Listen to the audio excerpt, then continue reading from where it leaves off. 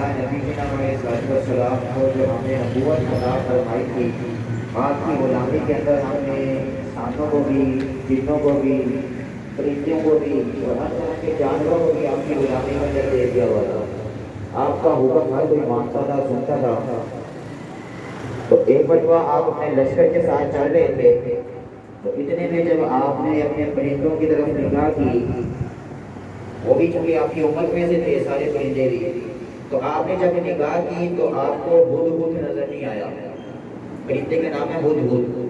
اب یہ پرندہ ہدہد ایسا پرندہ ہے کہ یہ زمین کے نیچے دیکھ لیا کرتا تھا کہ پانی کہاں پہ ہے۔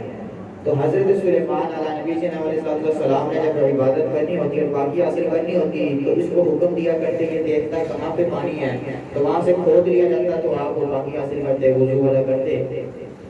تو جب آپ کو سفر آپ فرما رہے ہیں، اتنے میں آپ نے دیکھا کہ میں ہدہد کو بلاؤں، آپ نے کہا جی ہدہد کہاں پہ ہے؟ یہ موقع میں موجود نہیں تھا۔ تو ظاہر سی بات ہے، اب نبی بلائیں اور آگے کوئی بندہ موجود نہ ہو تو پھر نبی کا جلال بھی تو کمال ہے۔ تو حضرت سلیمان علیہ نبی علیہ السلام کو بہت جلال آیا۔ آپ نے کہا یہ کیوں یہ غیر حاضر ہے؟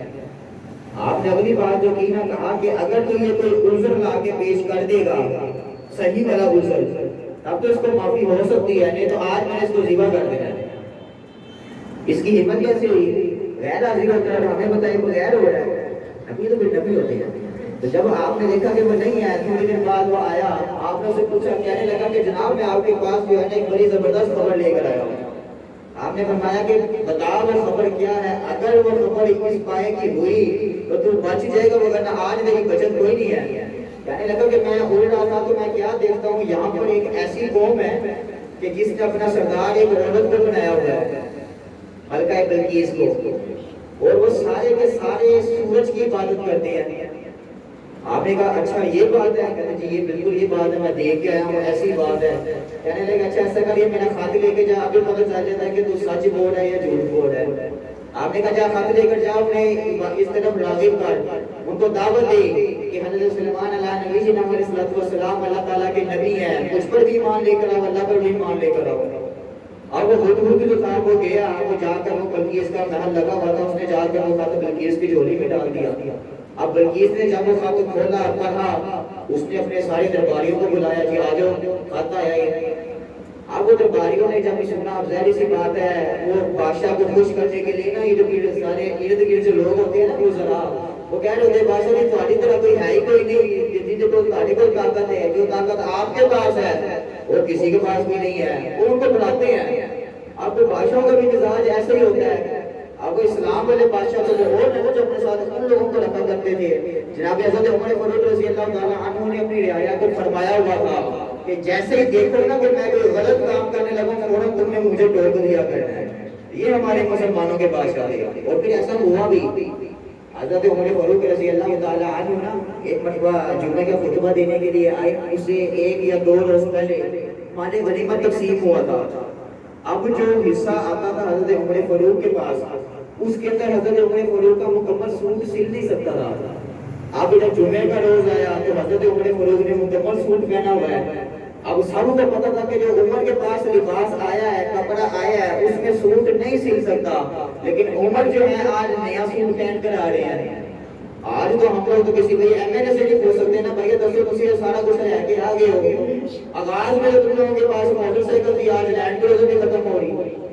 ہم تو نہیں پوچھ سکتے ہیں، لیکن ہو دربار حضرت عمر فاروق کا تو ایک صحابی کھڑے ہو کے فرمانے لگے اے عمر خطبہ بعد میں دینا، پہلے جواب دو یہ کرتا کہاں سے آیا ہے؟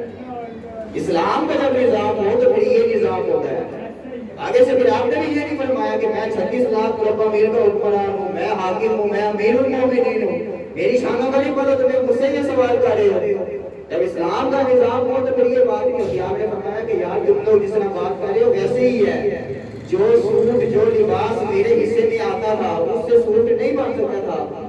میرے بیٹے عبداللہ ابن عمر کے پاس جو لباس جو کپڑا آیا تھا وہ اس نے مجھے دے دیا تھا، اس کے بعد ان دونوں کپڑوں کو ملایا گیا تو میرا لباس بنا ہے۔ یار یہ ہے اسلامی نظام کے بادشاہ وقت حاکم وقت، وہ کیسے رعایا کرو؟ رعایا کے اندر بھی تو دیکھے نا، پتا تھا کہ اسلام کا وقت نظام ہے۔ ایک تو جیسے ہم لوگ آج کہہ سکتے ہیں کسی کو بھی نہیں ہم کہہ سکتے ہیں، نظام عالم کو بھی پتا تھا، رعایا کو بھی پتا تھا کہ اگر میں کھڑا ہوں گا تو آگے اوپر ہم کو پتہ اسلام کیا کہتا ہے. باہر گیا وہاں پہ بھی ملکہ بلقیس نے بلا لیا کہ بتاؤ جی کیا کرنا چاہیے. وہ کہنے لگے جناب ہم لوگ تو بڑے طاقتور ہیں, ہمارا آج تک کوئی مقابلہ نہیں کر سکا, تو آپ کو ہو سکتا ہے کہ یہ بادشاہ ہو جہاں کے کہہ رہا ہو کہ میں نبی ہوں, میرے اوپر اسلام لے کر آؤ, تو آپ اسلام نہ لے کر آئے, اپنی فوج تیار کریں, ہم حملہ کر دینے ہیں. اب ملکہ بلقیس جو تھی اس کے اللہ تعالیٰ کی طرف سے ایک وہ ذہین بھی, اس نے کہا نہیں نہیں ایسے نہیں کرنا چاہیے, ہمیں چیک کر لینا چاہیے کہ واقعی میں تو نبی نہیں ہے. اگر وہ نبی ہوئے اور انہوں نے ہم پر حملہ کر دیا تو ہم تباہ و برباد ہو جائیں گے. ان کا بھی کیسے چیک کرنا ہے؟ اس نے کہا ایسا کرتے ہیں ان کی بارگاہ میں ہم تحفے دیتے ہیں, بھجواتے ہیں. اگر تو یہ بادشاہ ہوئے تو لالچ میں آ جائیں گے, تحفے تمہارے قبول کر لیں گے. لیکن اگر نبی ہوئے تو اپنے اسی دعوے پر قائم رہیں گے, نہیں تم کلمہ پڑھو. انہوں نے کہا جی ٹھیک ہے. آپ کی بارگاہ میں وہ تحفے تحائف آگے, جب آپ نے دیکھا تو آپ حضرناک ہوئے. ایک نبی کی بارگاہ میں نبی کہہ رہے کلمہ پڑھو, آگے سے وہ کہتے ہیں تحفے تحائف لے لو. نبی حضرناک ہوئے, انہوں نے کہا یہ تحفے واپس لے جاؤ, ہم فوج لے کر آ رہے ہیں. اب جب ملکہ بلقیس کو پتہ چلا نا کہ ایسا ہونے لگا, ہم پہ حملہ ہونے لگا ہے, وہ فوراً اپنے وزراء کے ساتھ نا آپ کی بارگاہ میں حاضر ہونے کے لیے چل پڑی. اب جب آپ کے پاس آ گئی تو اس کا تخت جو تھا نا 1500 میل دور تھا, ملکہ بلقیس کا تخت. اور مفسرین فرماتی ہیں کہ 80 ہاتھ بلند تھا, 40 ہاتھ چوڑا تھا اور 30 ہاتھ ایسے چوڑائی میں تھا. یہ اس تخت کی جو تھی نا یہ وزن بتا تھی, اتنا بھاری تخت تھا. اور اس نے 7 دروازوں کے اندر یعنی کہ اتنا سنبھال کر اس تخت کو رکھا ہوا تھا, اس کے اوپر ہیرے جواہرات لگے ہوئے تھے. آپ کو جب حضرت سلیمان علیہ نبی جی علیہ السلام کے پاس وہ ملکہ آ رہی ہے تو آپ نے اس کو یہ دکھانے کے لیے کہ میں واقعی میں سچا نبی ہوں, اپنے جو درباری کے خادمین تھے ان میں سے کہا کہ کون ہے جو ملکہ بلقیس کا تخت میرے پاس لے کر آئے گا. یہ بجٹ فوراً اٹھا کہنے لگا حضور آپ اجازت دیں تو میں بڑا طاقتور ہوں, میں لے کر آ جاؤں گا. آپ نے کہا کتنی دیر میں؟ کہنے لگا جب تک آپ کی یہ مرکز چڑھ رہی ہے, آپ کی محفل چڑھ رہی ہے, جب ایسے ہی آپ کی محفل ختم ہوگی میں فوراً لے کر آ جاؤں گا. آپ نے کہا نہیں مجھے اس سے بھی پہلے چاہیے. اب وہاں پر ایک اللہ والا بیٹھا ہوا تھا. اگر دوسرے الفاظ میں کہیں نا عام الفاظ میں سیاست میں ایک بابا بیٹھا ہوا تھا, جو لوگ کہتے ہیں بابے شہر کوئی نہیں, تو میں تو قرآن کیا کہہ رہا ہے.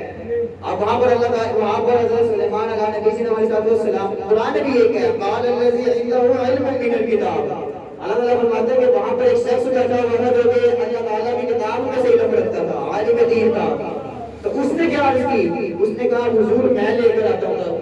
کہا کتنی دیر میں؟ کہا آپ آنکھ جھپکے اس سے پہلے وہ اتنا بھاری بھرکم تخت 1500 میل دور تک, آپ آنکھ جھپکے میں اس سے پہلے لے کر آ جاؤ. یہ ہے اللہ والوں کی طاقتیں. اور جیسے سلیمان علیہ نبی صلی اللہ علیہ وسلم نے آنکھ کھولی تخت آپ کے سامنے ہوا, اور جب بلقیس نے دیکھا کہ یہ تخت ادھر آ چکا ہوا ہے تو اس نے کہا جناب ہم آپ سے لڑیں گے نہیں, آپ واقعی میں سچے نبی ہیں. اب یہاں پر مفسرین فرماتے ہیں کہ ہو بنی حضرت سلیمان کے ان کی طاقتوں کا یہ عالم ہو, اور اگر امام الانبیاء کے اولیاء ان کی طاقتوں کا عالم کیا ہوگا. تو پھر آگے سلیمان علیہ نبی صلی اللہ علیہ وسلم نے خود بتایا, یار وہ نبی نے خود بھی تو لے کر آ سکتے تھے. آپ نے کہا کہ میں نے درباریوں سے منگوایا ہی اسی لیے تھا کہ جب ملکہ دیکھے کہ یار جب یہ خادمین کا یہ حال ہے تو سرکار کا عالم کیا ہوگا. اسی لیے تو شاعر نے کہا تھا نا کہ یہ شان ہے خدمتگاروں کی, ارے سرکار کا عالم کیا ہوگا. حضرت سلیمان نے اس کے اوپر یہ واضح کیا کہ جو ہماری بارگاہ میں بیٹھتے ہیں ان کا یہ عالم ہے. اور اگر اس کو تھوڑا اور تبدیل کریں شعر کو تو شاعر کہتا ہے یہ شان ہے ان بابوں کی تو سرکار کا عالم کیا ہوگا. ارے بابا ہی بڑی شے ہے. اگر بابوں کو ہم لوگ نکال دیں نا, جیسے آج لوگ اعتراضات کر رہے ہیں کہ بابے نہیں شے ہے, اگر ہم ان بابوں کو نکال دیں تو دین ہم تک پہنچنا ہی نہیں ہے. بتائیں نا کہ میں نے کوئی ڈر حضور سے دین لی ہے, کوئی حضور سے ڈر میں نے حدیث لی ہو. یہ جو لوگ کہتے ہیں بابے نکالو درمیان سے, اگر بابوں کو نکال دیا جائے دین ہمارے پاس رہتا ہی کوئی نہیں ہے, کیسے لے سکتے ہیں دین. آج اگر ہم لوگ حدیثیں کی پا رہے ہوتے ہیں, ہم کہہ رہے ہوتے ہیں کہ ہم نے اپنے استاد سے, انہوں نے اپنے استاد سے, انہوں نے اپنے استاد سے, کیوں ایسے چل رہا سارا نظام. اگر بابوں کو نکالے دین ہے ہی کوئی نہیں ہے, جیسے کہ بابے بڑی شے ہے. اور دوسری بات, آج حضرت حسن رضی اللہ تعالیٰ عنہ کا یوم مبارک بھی تھا, تو آپ کے حوالے سے اور آپ کی فضیلت ایک بہت زیادہ ہے. جب آپ کی ولادت ہوئی نا تو حضور نے آپ کو اپنے ہاتھوں مبارک میں اٹھا لیا, اور سب سے پہلے جو آپ کی کانوں میں آواز گئی تھی وہ امام الانبیاء کی اذان کی آواز تھی. حضور نے خود ان کے کان میں آواز اذان دی، سب سے پہلی آواز جو کان میں پڑی حضرت حسن رضی اللہ تعالیٰ عنہ کی۔ پھر اگلی بات حضور نے ٹوٹی بھی جو تھی نا کھجور کو اپنے منہ کے اندر ڈالا، اس کو چبایا، جب وہ نرم ہو گئی نا تو وہ حضور نے نکال کر ان کے منہ میں ڈالی، اس سے حضور نے وہ پی لی۔ تو جو سب سے پہلی خوراک کھائی وہ حضور کا لعاب دہن ہے، یہ حضرت حسن رضی اللہ تعالیٰ عنہ، اور آپ کا نام بنامی اس میں گرامی دی امام الانبیاء نے خود ہی رکھا ہے۔ اور آپ کے بارے میں فرمایا کرتے تھے کہ یہ علی کے دو بیٹے یعنی کہ حسن اور حسین، فرمایا کرتے کہ علی کے یہ دو بیٹے میرے بیٹے ہیں۔ اسی لیے حضرت عمر فاروق رضی اللہ تعالیٰ عنہ آج وہ لوگ بکواسات کرتے رہتے ہیں، جی ان کے درمیان ایسے تھا ایسے تھا، یار